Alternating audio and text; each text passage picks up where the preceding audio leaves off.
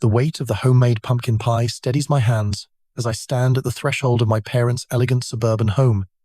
Through the leaded glass panels flanking the front door, I glimpse a kaleidoscope of movement, 24 relatives, mingling beneath the glow of my mother's prized crystal chandelier.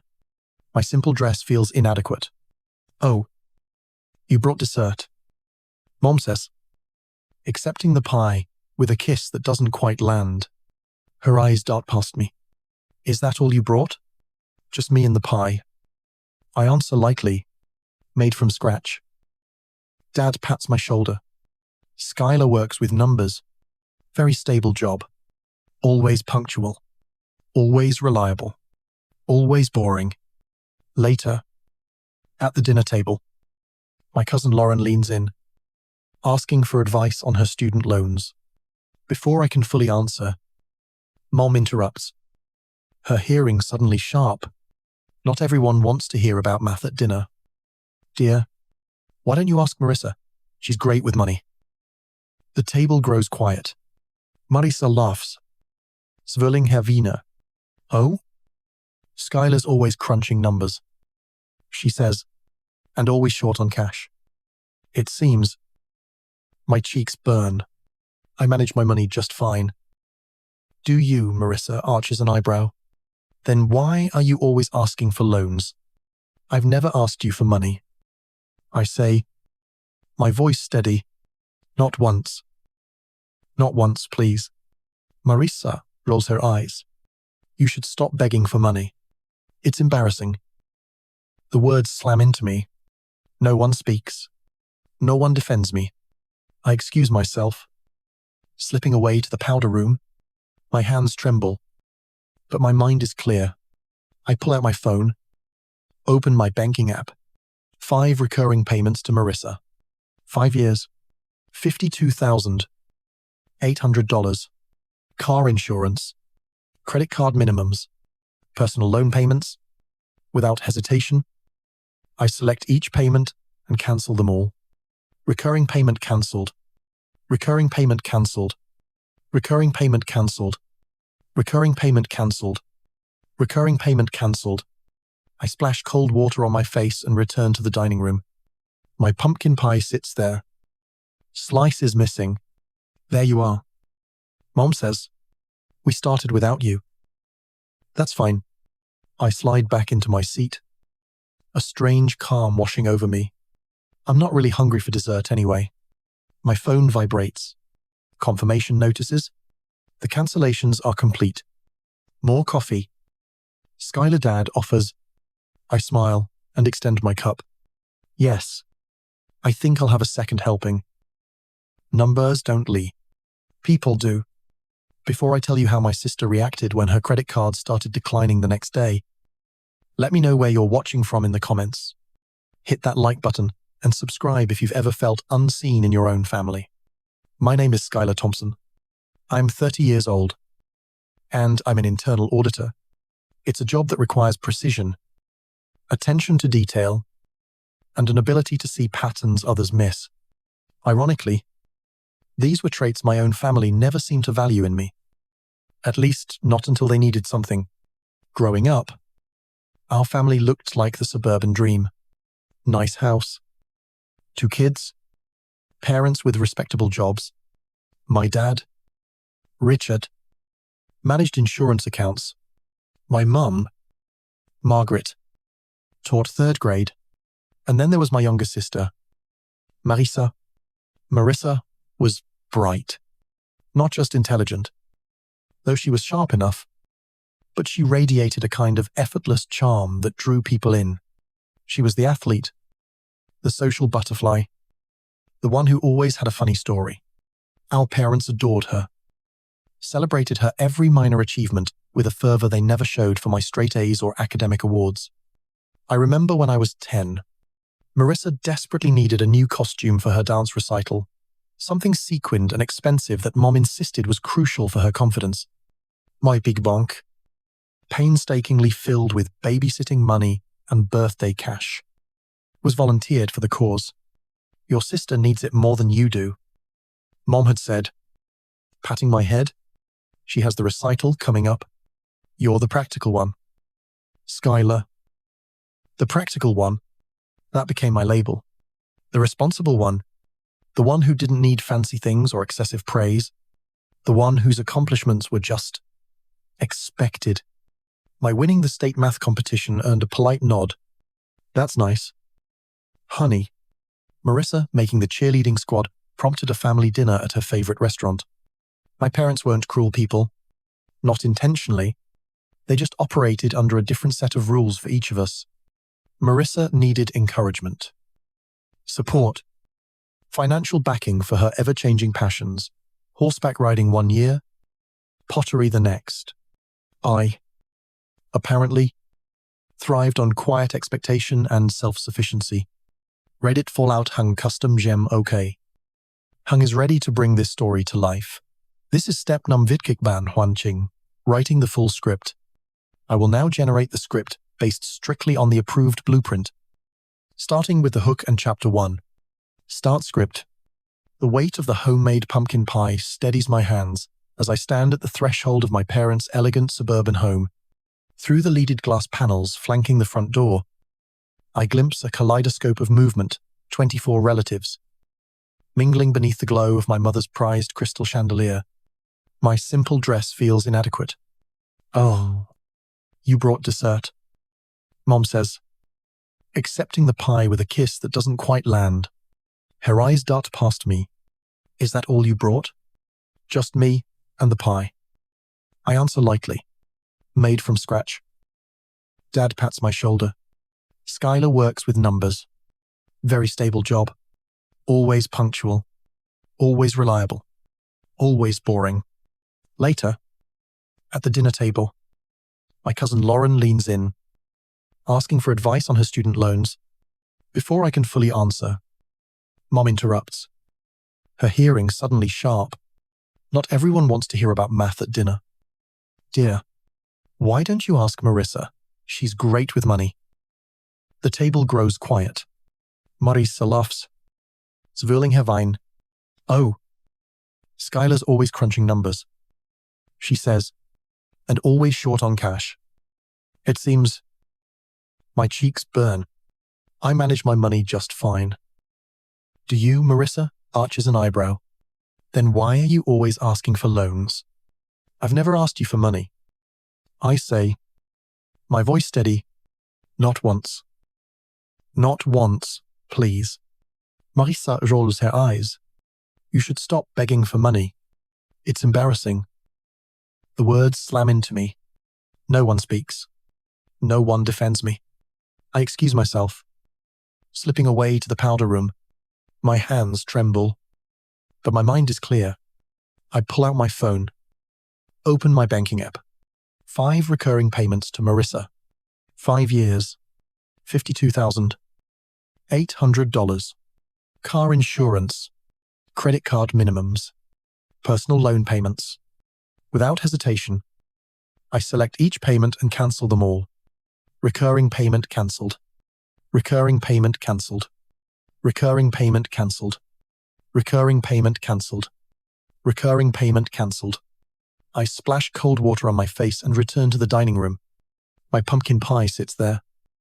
Slices missing. There you are. Mom says, we started without you. That's fine. I slide back into my seat. A strange calm washing over me. I'm not really hungry for dessert anyway. My phone vibrates.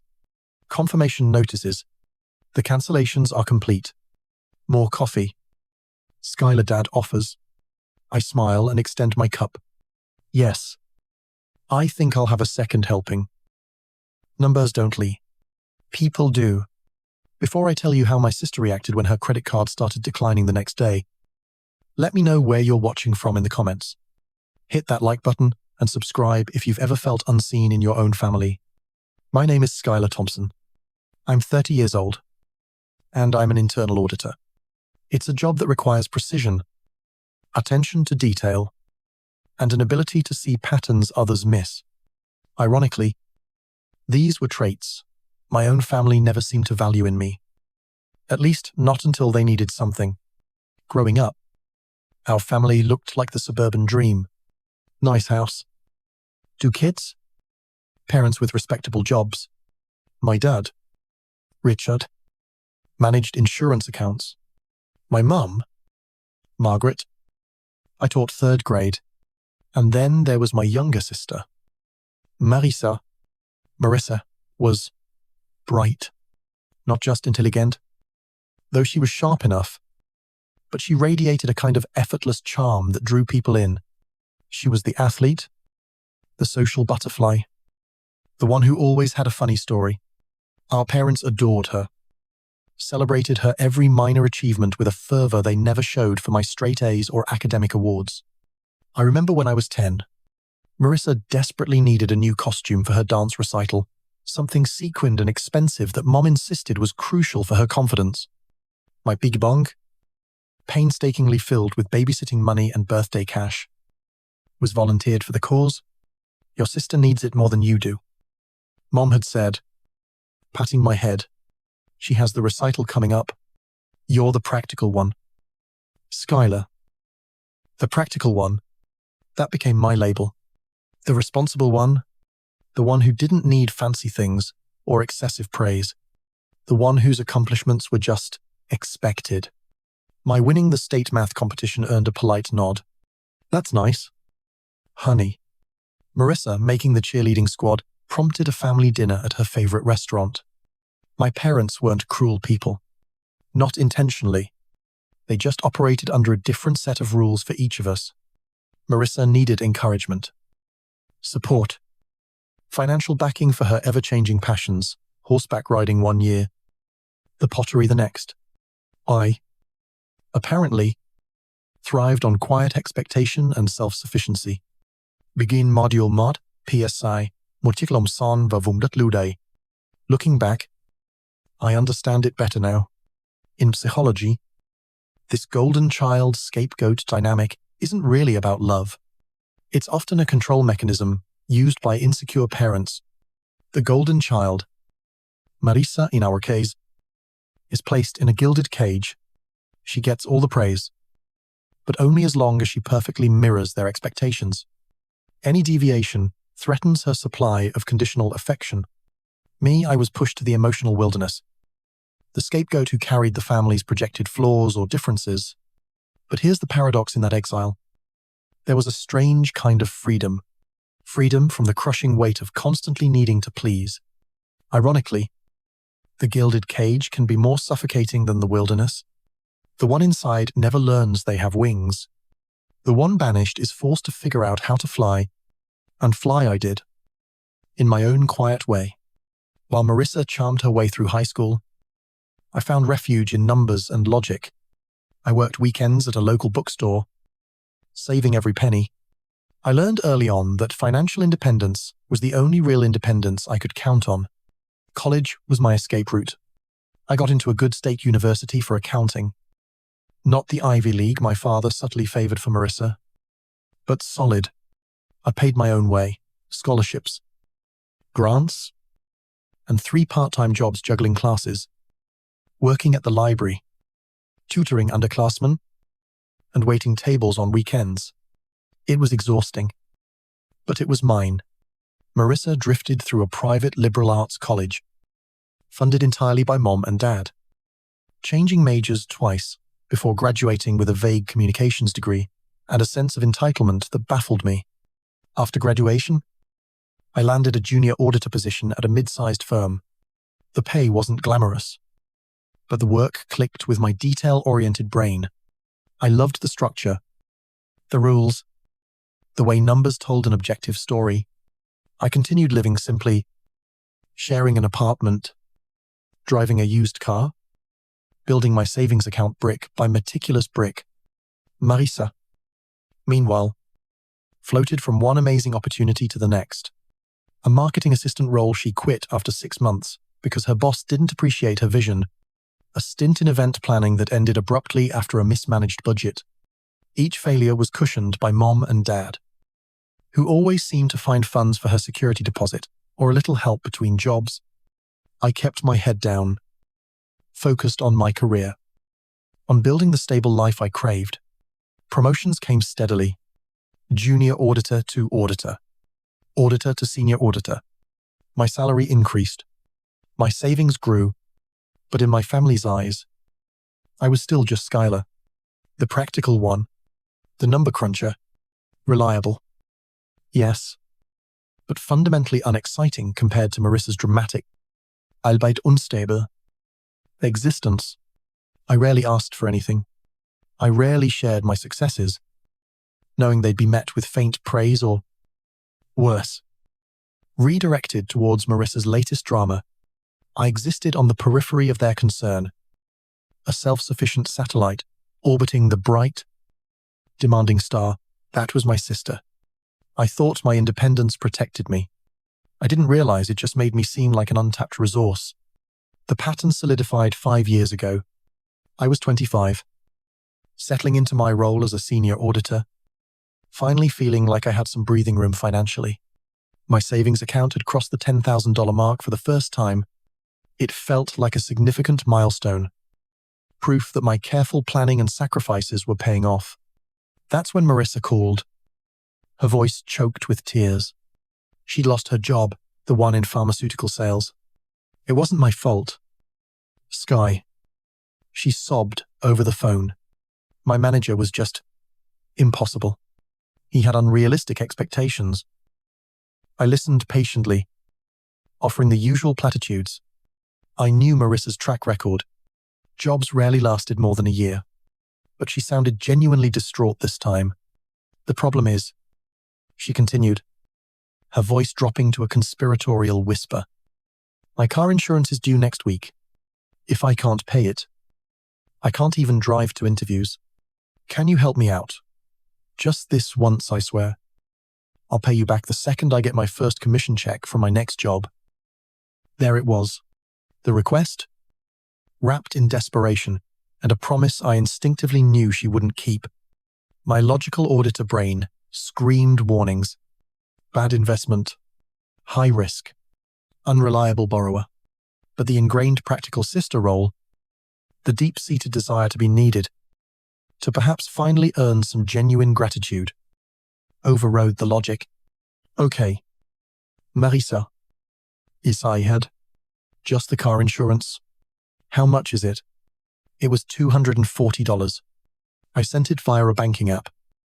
Watching the number leave my account with a familiar sense of resignation. It's just temporary. I told myself. Family helps family. But temporary is a flexible word in Marissa's vocabulary. A month later, another tearful call. Sky. I'm so embarrassed. But my visa bill is due, and I haven't landed anything yet. Can you just cover the minimum payment just so it doesn't hurt my credit? It's only $85. I'll add it to what I owe you. $85. It seemed small. Easier to pay it than to argue. Easier than dealing with the inevitable guilt trip if I refused. So I sent it. The next month, it was her Amex minimum payment, $120. Then a payment on a small personal loan she'd taken out for, something vague, another $90. Each request came with elaborate justifications, dramatic sighs, and effusive promises of repayment as soon as her big break arrived. Somewhere around the 6-month mark, drowning in the complexity of tracking these small loans, my auditor instincts kicked in purely for self-preservation. I created a spreadsheet. Marissa, support, QXLSX, columns for date, amount, payment type car insurance, visa, Amex, loan, and a running total.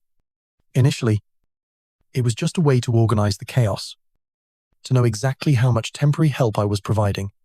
I didn't show it to her. I didn't even mention it. It was my private ledger of enabling as Marissa's unemployment stretched on, interspersed with short-lived consulting gigs that never seemed to generate actual income. The monthly requests solidified into a routine. It became easier for her to just text amounts. Need $150 for Amex? Car assurance $240 due. Loan payment, $90. The pleading faded, replaced by expectation. The total climbed steadily. $200, $300, $500 a month. Eventually, it settled around $880, covering the minimums on 3 different credit cards, the personal loan, and her car insurance, every single month. To accommodate this outflow, my own life became a study in quiet austerity. I brought my lunch to work every day, meticulously packing salads and leftovers, while colleagues ordered takeout. I declined weekend trips with friends, ceding vieilles bougies constraints. My 10-year-old Honda Civic rattled on, its repair needs met with careful DIY solutions learned from YouTube because a newer car payment was out of the question. Vacations became staycations, exploring local parks instead of national ones. My apartment remained sparsely furnished, functional but devoid of personality. My wardrobe stayed minimal. I told myself it was responsible financial management. I told myself I was prioritizing, saving for a down payment on a condo someday. But the spreadsheet told a different story. The $880 disappearing each month could have been my condo fund. It could have been invested. It could have been used for travel, for hobbies, for a life beyond spreadsheets and work. The irony wasn't lost on me. While I lived like a monk to secretly fund my sister's life, my family saw only the surface. Skylar's so good with money. Relatives would say, meaning I was frugal to a fault, but she never seems to get ahead. Dad commented once after seeing my old car, maybe you should ask Marissa for financial advice. Mum suggested, completely serious. She seems to be doing so well. Doing well, Marissa was a master illusionist. She lived in a trendy downtown apartment, a sublet, she claimed, but the rent was still astronomical. She wore clothes I knew cost more than my monthly food budget. She talked about networking events and client dinners that sounded glamorous and important. Our parents lapped it up, beaming with pride at their successful, charismatic daughter. My quiet competence, my steady career progression, my growing savings despite the Marissa drain, none of it registered on their radar. I was still Skylar, the practical one, the number cruncher, reliable but perpetually struggling. It seemed, compared to Marissa's effortless shine, the injustice of it, the sheer unfairness, AP02, began to curdle inside me, turning from resignation into a slow burning resentment. I kept sending the money, trapped in a cycle of guilt, obligation, and a dwindling hope that someday, somehow, my sacrifice would be acknowledged, or at least, no longer necessary. The next couple of years became a masterclass in Marissa's performance art. Her social media was a carefully curated highlight reel. Number blessed. Number girl boss. Manifesting abundance. Photos emerged from weekends in Napa. Spreadtreats. Rooftop bars with city views. She posted selfies in designer outfits tagged with luxury brands. Captions hinting at major career wins. Celebrating a successful pitch. Big things coming. The reality arrived in my inbox via text message, usually late at night or early in the morning, when vulnerability felt most potent. Sky. Landlord is threatening eviction. Can you cover rent this month? Just until this huge deal closes. $150 short for groceries. Please help emergency vet bill for Lulu, her pampered Shih Tzu. Need $300 as soon as possible. The contrast was staggering, almost surreal. One moment, she was toasting champagne on Instagram. The next, she was pleading poverty via text. And somehow, I was the only one who seemed to see both sides. Family gatherings became exercises in cognitive dissonance. I remember Dad's 60th birthday dinner at that overpriced Italian place downtown. Marissa arrived bearing an ostentatiously large gift bag from Saks Fifth Avenue. Just a little something I knew you'd love. Daddy? She cooed, presenting him with a ridiculously expensive watch. He beamed, showing it off to everyone. See, my daughter knows quality. I had brought a framed print of a landscape photograph I'd taken on my last hiking trip, something I knew he actually enjoyed. Having mentioned the artist's style before, he unwrapped it, murmured. Very nice. Skylar. And set it aside without a second glance. Later, I saw it propped against the leg of a side table. Forgotten. During that same dinner, Marissa held court, talking about her latest consulting project with a high-end fashion label. The details were vague, full of buzzwords and name-dropping, but Mom and Dad listened intently, nodding along, their pride palpable. "Isn't she amazing?" Mom whispered to Aunt Patricia, loud enough for half the table to hear, building her own brand from the ground up. Meanwhile, I tried to share a small success from work. I'd identified a significant accounting error that saved my company thousands. Dad waved his hand dismissively. Numbers. Numbers. Let's not bore everyone. Skylar. Marissa smirked across the table, catching my eye with a look that was pure, triumphant condescension. That night, driving home, the resentment burned hotter. How could they not see it? How could they praise her fictional success while dismissing my tangible, hard-earned achievements? How could they not question where the money for Saks watches and designer coats was coming from when she hadn't held a real job in years? I tried, once, to gently probe. It was after Marissa posted pictures from a week-long yoga retreat in Costa Rica. Wow, Costa Rica looked amazing. I texted her. Must have cost a fortune. Her reply was instant. Defensive. It was mostly comped. Sky. Networking opportunity. You wouldn't understand. Then, almost immediately, another text. Speaking of which, visa minimum is $110 this month. Can you cover it? Things are tight until this retreat pays off. The sheer audacity left me speechless. I sent the money. But something shifted. The guilt started to recede, replaced by a cold, hard anger. This wasn't just irresponsibility anymore. It was calculated manipulation, AP03. That's when the spreadsheet evolved. It stopped being just a ledger and became my dossier. I started taking screenshots of her extravagant social media posts, saving them in a folder alongside her pleading text messages. I noted the dates, the amounts, the blatant contradictions. My auditor brain found a perverse comfort in the meticulous documentation of the betrayal. Date July 15th. Instagram photo of $300 brunch at the plaza. Text received 10 p.m. Desperate. Need $80 for electric bill. Payment sent $80. The emotional toll was undeniable. Sleep became difficult. My focus at work, usually laser sharp, it started to waver. I found myself snapping at colleagues over minor issues. Withdrawing from the few social invitations I received, I felt constantly anxious, waiting for the next financial demand, the next fabricated crisis. I felt isolated, carrying this secret that painted my family's golden child as a fraud and me as, what, a fool, an enabler, a victim I didn't know anymore. All I knew was that the weight of the secret, the injustice, the constant low-grade humiliation was becoming unbearable. The $880 a month felt less like help and more like hush money, buying my silence, perpetuating the lie that kept the family hierarchy intact.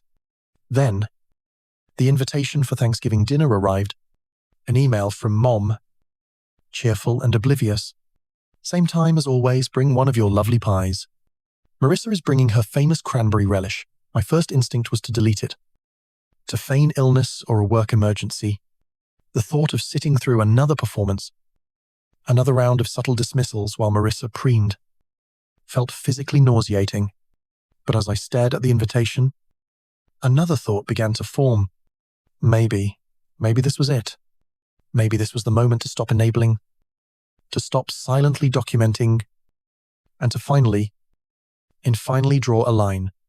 The weeks leading up to Thanksgiving felt like walking a tightrope over a chasm. My resentment simmered just below the surface, threatening to boil over with every interaction, every reminder of the double standard that defined my life. The breaking point didn't come with a single breaking point, dramatic explosion, but with a quiet, Devastating realization. It happened on a Tuesday evening.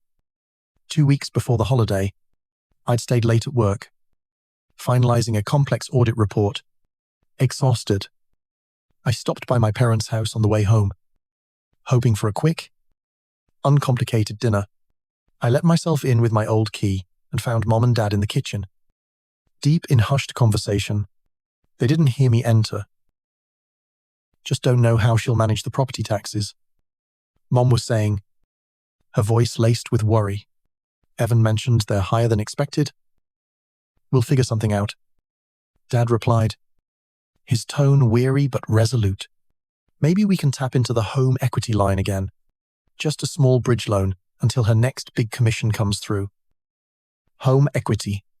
Again, for Marissa, I remembered asking them just 6 months prior for a small $5,000 loan, not a gift, to help cover tuition for a specialized certification course that would significantly boost my career. Dad had lectured me for an hour about living within my means and the importance of self-reliance. We're not a bank, Skylar, he'd said firmly. No. They were casually discussing taking on more debt themselves to cushion Marissa, who, according to her own texts to me just yesterday, needed an emergency $500 because her latest consulting gig payment was delayed. I backed out silently, closing the door softly behind me. I sat in my car in their driveway for a long time, in the engine off, the quiet darkness pressing in. It wasn't just about the money anymore. It was about the fundamental, staggering unfairness of it all, AP02. Their willingness to leverage their own financial security for Marissa's fabricated needs, while simultaneously denying me a small investment in my actual, proven career path. That night, sleep was impossible. I opened the spreadsheet again. Marissa, support, Tank X LSS. $52,800. It wasn't just a number. It was 5 years of skipped vacations. It was the down payment on the condo I still hadn't bought. It was the professional development courses I couldn't afford. It was the constant, low-level anxiety of knowing that a significant portion of my hard-earned income was vanishing into a black hole of my sister's making. I scrolled through the saved text messages. The electronic record of her manipulations. Sky, you're the only one I can count on. Mom and Dad would be devastated if they knew how much I'm struggling. Sisters have to help each other. Right, you make good money. It's not like you'll miss it. And suddenly, I saw it with blinding clarity. There's a razor-thin line between caring and controlling, and it often gets blurred by the word family. When someone says, I'm doing this because I love you, right before asking you to give up something vital, that isn't love. It's manipulation wearing a mask. Real love expands your world. Control shrinks it down to fit someone else's expectations. Love asks, what do you need? Control dictates. This is what you must do. Recognizing that difference, truly seeing it, felt like the first step toward breaking free. Those phrases Marissa used, the ones laced with guilt and obligation, then cries for help. They were tools of control, designed to keep me locked in my role as the ever-giving, never-demanding sister. This wasn't help. This was exploitation. Plain and simple. The realization landed with the force of a physical blow, knocking the wind out of me, but also, strangely, steadying me. The guilt I'd carried for years, the feeling that I owed them this sacrifice, evaporated, replaced by a cold, hard certainty. The pattern had to stop, and only I could stop it. Just then, Mom's email arrived. The Thanksgiving invitation. Same time as always, bring one of your lovely pies. Marissa is bringing her famous cranberry relish. My first impulse was to type a polite refusal. Sorry. Work commitment. Feeling under the weather. But then, I looked again at the spreadsheet glowing on my laptop screen. $52,800 worth of reasons why a polite refusal wasn't enough. No. Avoidance wouldn't break the cycle. Confrontation might. This Thanksgiving wouldn't be about appeasing them. It wouldn't be about shrinking myself to fit their narrative. It would be the stage, the perfect, terrible stage for the truth to finally make its entrance. I typed back a simple, "Sounds good. Mom, see you then." The decision made, a strange calm settled over me. The anxiety didn't vanish entirely, but it shifted, morphing into a focused resolve. I spent the next 2 weeks preparing, not just mentally, but practically. I updated the spreadsheet with the latest payments. I double-checked the saved screenshots of texts and social media posts. I rehearsed quiet, firm responses in my head. I wasn't planning a dramatic scene. My auditor mind preferred precision over pyrotechnics, but I would go armed with facts. And if provoked, if pushed past the boundary I had finally, irrevocably drawn within myself, I would use them. The daughter they expected, quiet, accommodating, practical Skylar, was about to log off. Thanksgiving dinner. The air in my parents' dining room was thick with the scent of roasted turkey and unspoken tensions. 24 relatives packed around the gleaming mahogany table, crystal glasses sparkling under the chandelier. It was a performance, and everyone knew their part. Marisa, naturally, held center stage.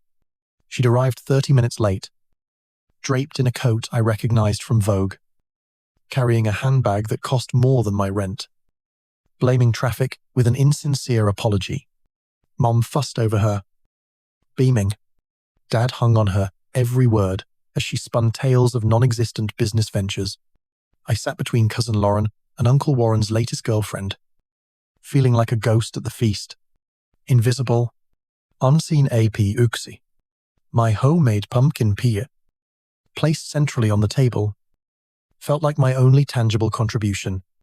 Skylar Lauren turned to me during a lull. Her voice lowered. "I've been meaning to ask you about my student loans."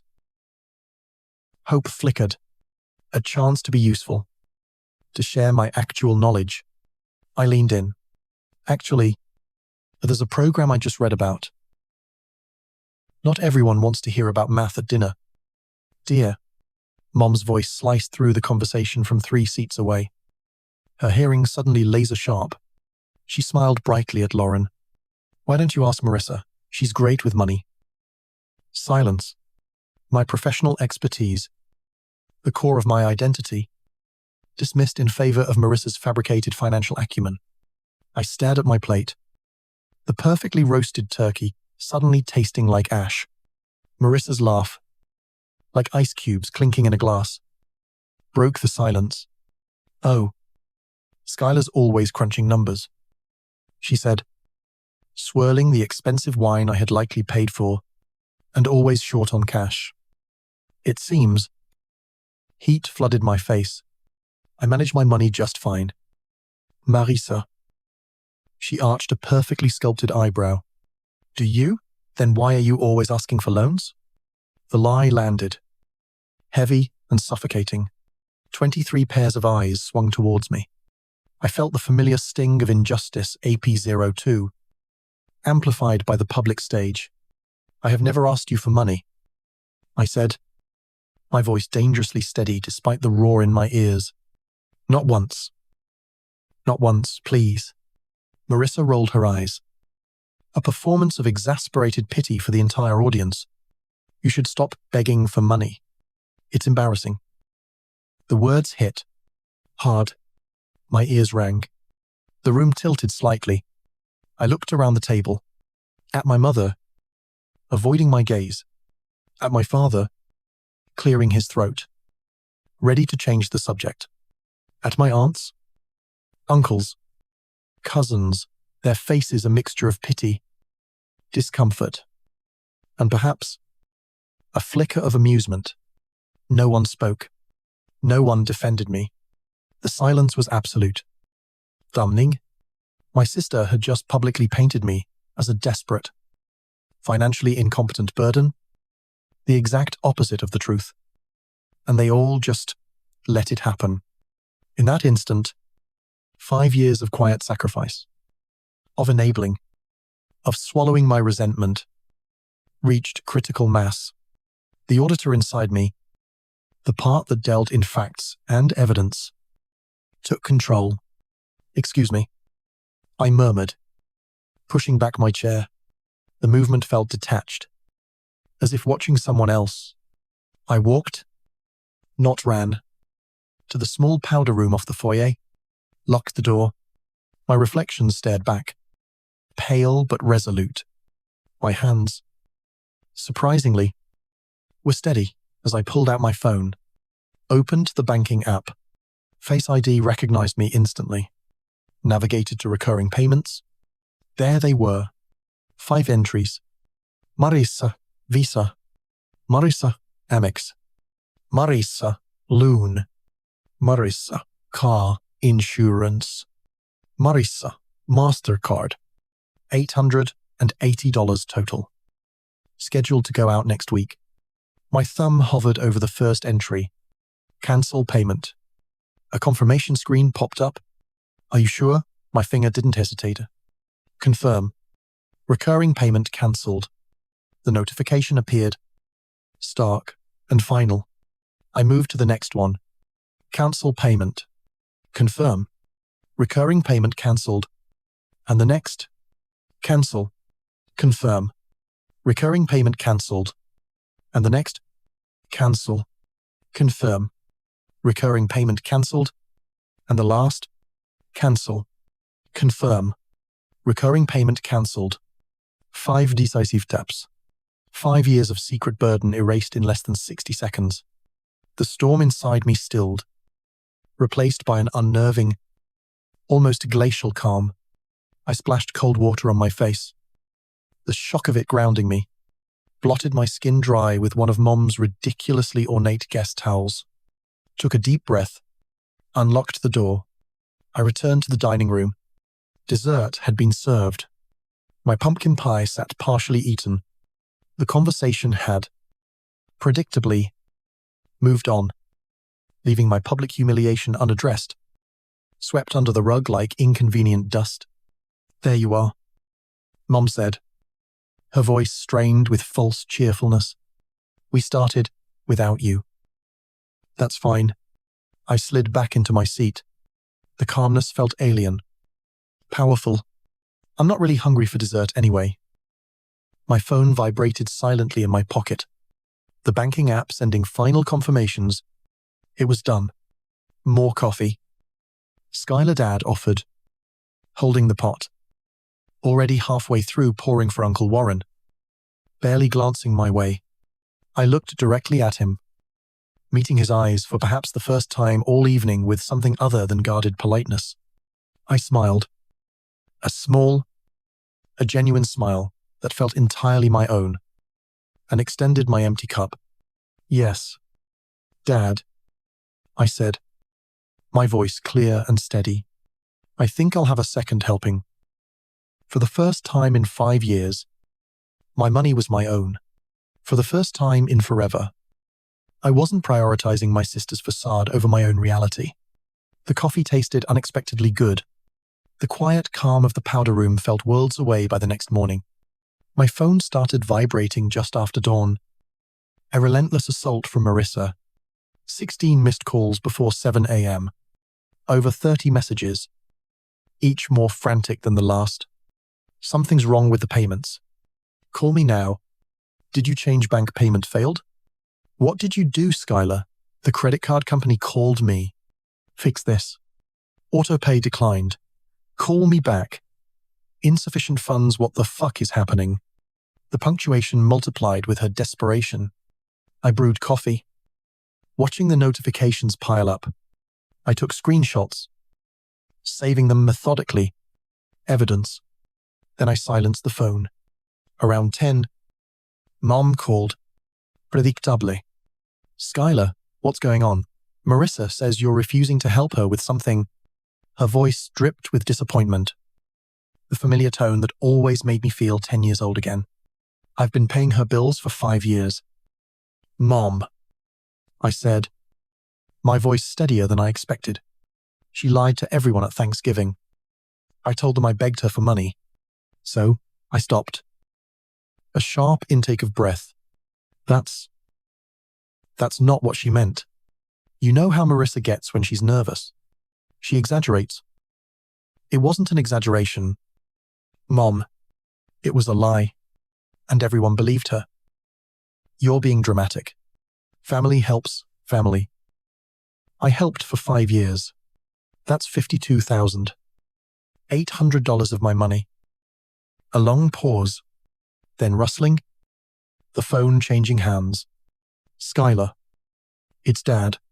His voice sounded older. Strained. What's this about money your sister says? You've cut her off without warning. Did she tell you why she needs my money every month? Dad. She's been having cash flow problems with her business. You know that. Dad.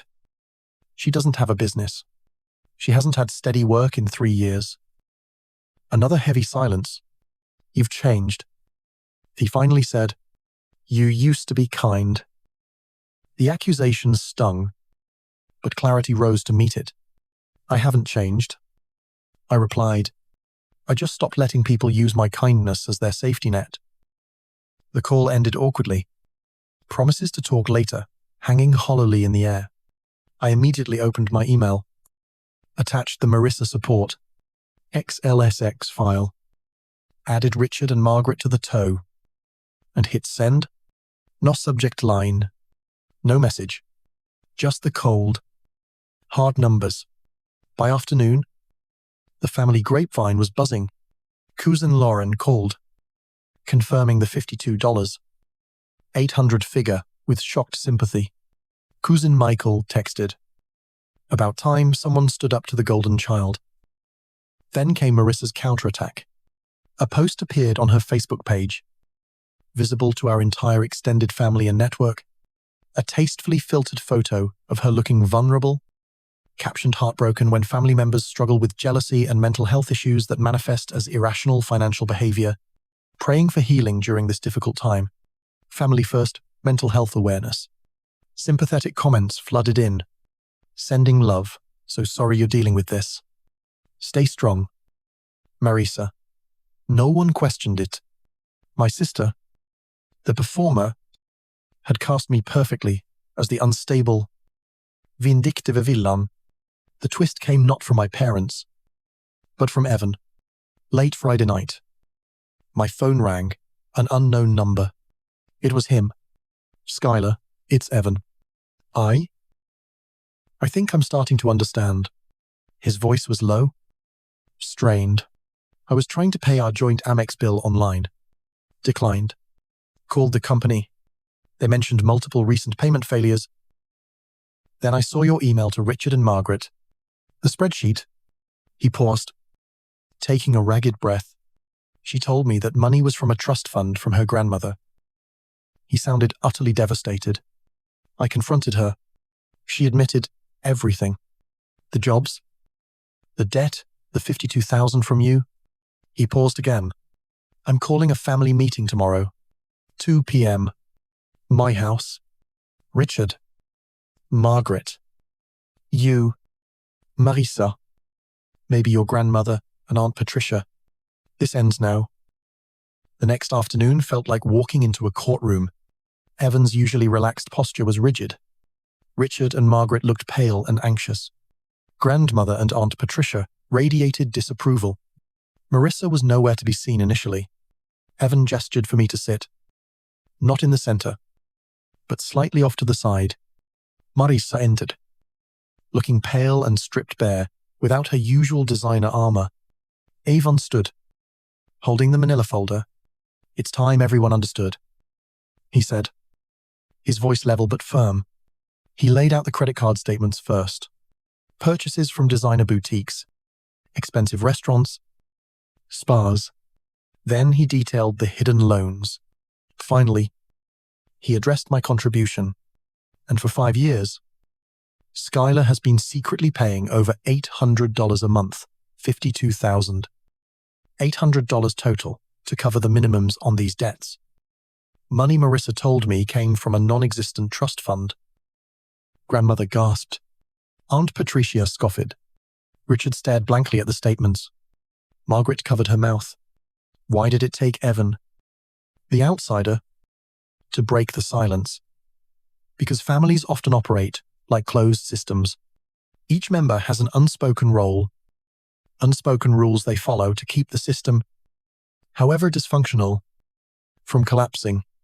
There are conspiracies of silence, shared denials that protect the status quo. Only an outsider, someone not bound by those historical loyalties and ingrained fears, can walk in with clear eyes and call the truth by its name. Evan's actions were like a stone thrown into a stagnant pond, sending out ripples that forced everyone to finally confront the distortions they'd been living with. Marissa started to cry. The familiar tactic. I just wanted everyone to be proud. By lying, Aunt Patricia cut in sharply. By stealing from your sister, I was going to pay her back, Marissa protested weakly. When Evan asked, his voice cutting, with what money? You haven't held a steady job in 3 years. He didn't raise his voice, but the quiet intensity was more damning than any shouting. He then laid out the consequences. Things changed today. We're selling the Range Rover. The Maldives vacation is cancelled. Marissa starts working 40 hours a week at her friend Belinda's boutique on Monday. We begin financial counseling on Thursday. Margaret ballad. But that's so extreme. It's necessary, Avon replied, and long overdue. My father finally turned to me, his eyes clouded with a confusion that looked almost painful.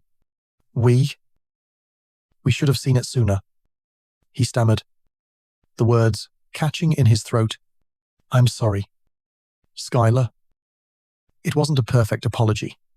It was hesitant, incomplete, likely born more from shock and embarrassment than deep remorse. But it was the first apology he had ever offered me. I nodded once, acknowledging it without absolving him. The power in the room had shifted, irrevocably. For the first time, I wasn't the problem to be managed or the resource to be tapped. I was simply a witness to the implosion of a system built on lies. And Evan, the unexpected ally, was the one holding the detonator. Life didn't magically reset after the family meeting. There was no tearful group hug, no instant forgiveness. Instead, a slow, awkward recalibration began. The tremors from Evan's truth bomb continued to ripple through the family structure, forcing cracks in long-held facades. From Lauren and Michael, I heard snippets about Marissa's new reality. The Range Rover was gone, replaced by a modest used sedan Evan found. Their large Bellevue house went on the market, and they moved into a small 2-bedroom rental in a less glamorous neighborhood. Marissa started her 40-hour week at Belinda's boutique, a jarring transition from her years of leisure and fabricated consulting gigs. Lauren mentioned seeing her there once, looking tired, but surprisingly professional folding sweaters. Evan, true to his word, had taken control of their finances, implementing a strict budget and attending financial counseling sessions with her. It wasn't about punishment, it was about consequences. Necessary, painful consequences she had avoided for far too long, thanks in large part to me. While Marissa navigated the fallout of her choices, I focused intently on reclaiming my own life. That first month, seeing the full $880 remain in my checking account felt revolutionary. It wasn't just money, it was possibility. It was freedom. I bought the solid oak desk I'd wanted for years, replacing the wobbly particle board hand-me-down that had served as my home office command center. Assembling it myself felt symbolic, constructing a tangible piece of my new, self-determined life. I set up an automatic transfer, directing that $880 into a diversified investment portfolio, watching the balance grow, even slowly at first, felt more satisfying than any designer purchase Marissa had ever flaunted. I booked a long weekend trip to Asheville, something I'd previously told myself I couldn't afford, hiking in the Blue Ridge Mountains, breathing crisp autumn air. I felt a lightness I hadn't experienced in years. The constant, low-level anxiety about Marissa's next financial emergency, the guilt about saying no, The resentment about saying yes, it had all dissipated, leaving space for simple peace. My interactions with my parents shifted onto new, uncertain ground. I established firm boundaries. As Dr. Effa Chen had advised, phone calls were scheduled, brief, and focused on neutral topics. I learned to steer conversations away from Marissa's situation, refusing to be drawn back into the role of confidant or problem solver. One Saturday morning, Mom called. After the usual pleasantries, her voice took on a familiar, hesitant tone. Marissa mentioned, "Well, Evan is being quite strict with their budget. She's worried about having enough for, you know, basic things." I recognized the opening immediately, the subtle plea for me to step back in. "Mom," I said calmly, my voice steady, "Marissa's finances are between her and Evan now. They have a plan, and they need to stick to it. I've done my part." There was a surprised silence on the other end. No argument. No further pleading. Just a quiet, "Oh, all right, dear." It was a small victory, but it felt significant. I had held the line. My relationship with Dad evolved even more slowly, marked by awkward silences and tentative questions. He called one evening, ostensibly to ask about a technical issue with his computer, but the conversation drifted. "So, this auditing work you do?" he began hesitantly. "What? What exactly does that involve on a day-to-day basis?" It was the first time he had ever shown genuine, unprompted interest in my career beyond its perceived stability or income potential. I explained the complexities of internal controls, risk assessment, compliance checks. He listened.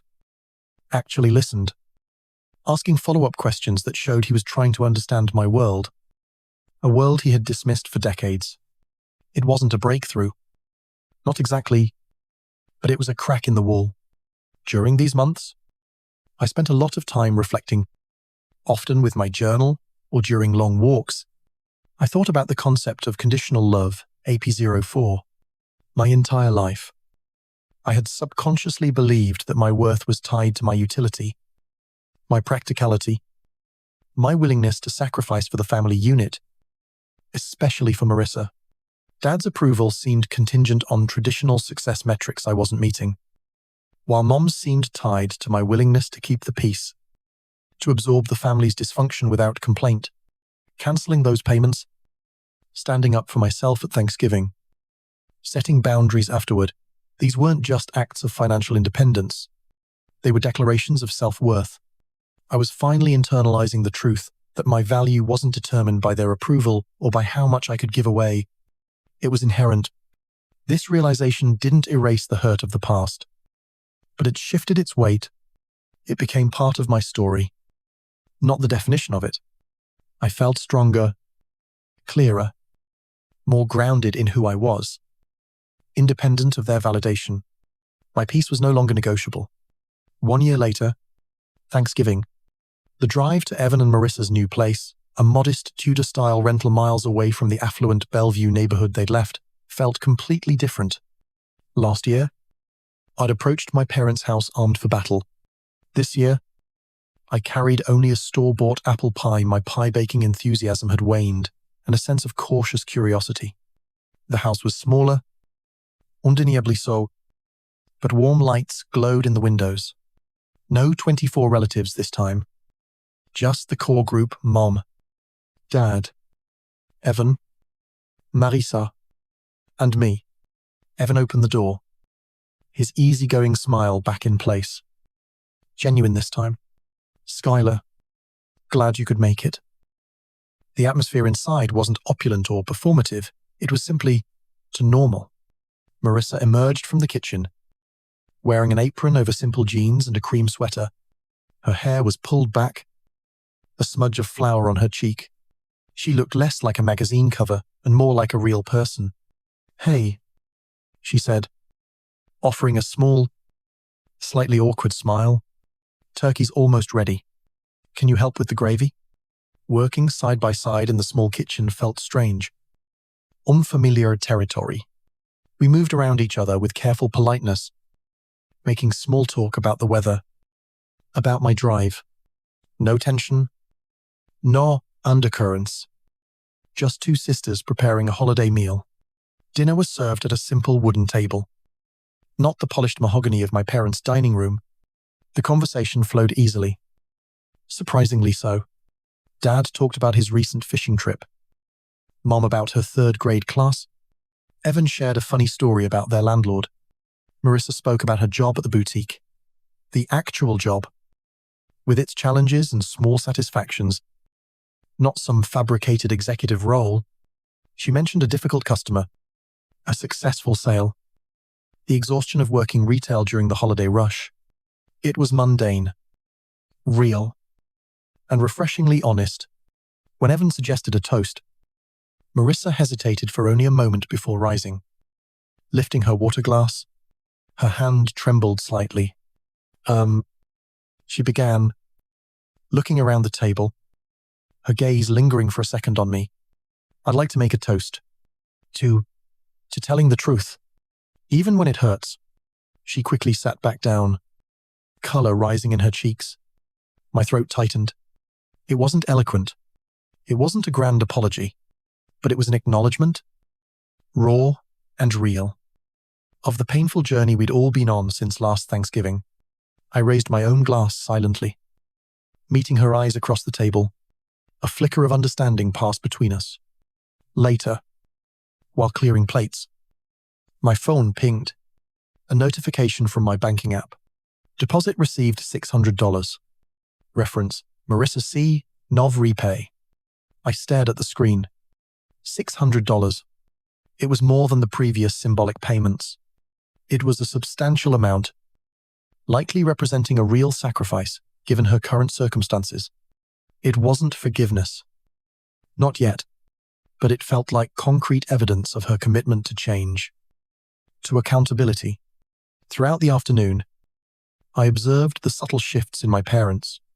Dad asked me, genuinely, for my opinion on a small investment he was considering, listening intently to my analysis.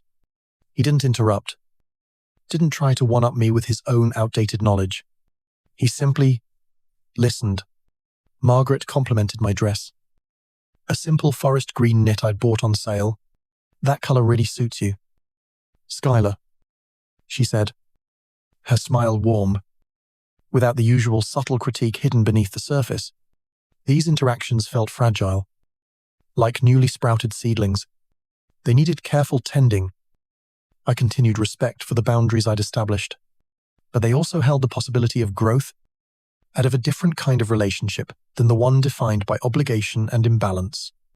As I drove home that evening, the car filled with the scent of leftover turkey Mom had insisted I take, I reflected on the year. It had been undeniably difficult, confronting the truth, weathering the family storm, learning to trust my own judgment. None of it had been easy, but the peace I felt now, the quiet confidence in my own worth, the healthier, more honest connections beginning to form, it was worth it. Healing wasn't a destination, I realized, but a process. It required sustained effort, changed behavior, and a willingness from everyone involved to acknowledge past hurts without dwelling on them. Avoids one easy forgiveness. Our family wasn't magically fixed. The scars remained. But maybe, just maybe, we were learning to build something new on the fractured foundation. Something smaller perhaps, but more authentic, more resilient, more real. The future felt uncertain, but for the first time, it felt hopeful, defined not by old roles, but by new possibilities. Looking back now, it's clear that Thanksgiving dinner wasn't just a meal, it was a breaking point. Years of feeling invisible, of being the practical one expected to sacrifice, while my sister performed a life funded by my silence. It all came to a head-over-cranberry relish and cruel words. Confronting the truth, especially within your own family, is terrifying.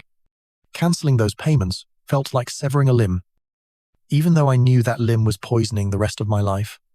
The guilt, the fear, the accusations that followed, they were intense. But you know what was more intense? The quiet relief that came afterward. I learned that self-respect isn't something you earn through sacrifice or by meeting others' expectations. It's something you claim by setting boundaries, by saying no to patterns that diminish you, even when those patterns are disguised as family loyalty. Boundaries aren't selfishness. They are acts of self-preservation. They are self-respect. For years, I poured my energy and my hard-earned money into maintaining an illusion, hoping for crumbs of approval from people who couldn't see past their own narratives. I was enabling a dynamic that wasn't just hurting me, it was preventing my sister from facing her own reality and preventing my parents from seeing the truth. Real family, I've come to understand, is where you are respected. Not just where you were born, it's where your truth is acknowledged, even when it's uncomfortable. The journey wasn't easy, and it's not over. Rebuilding trust takes time, consistency, and a willingness from everyone to operate with honesty.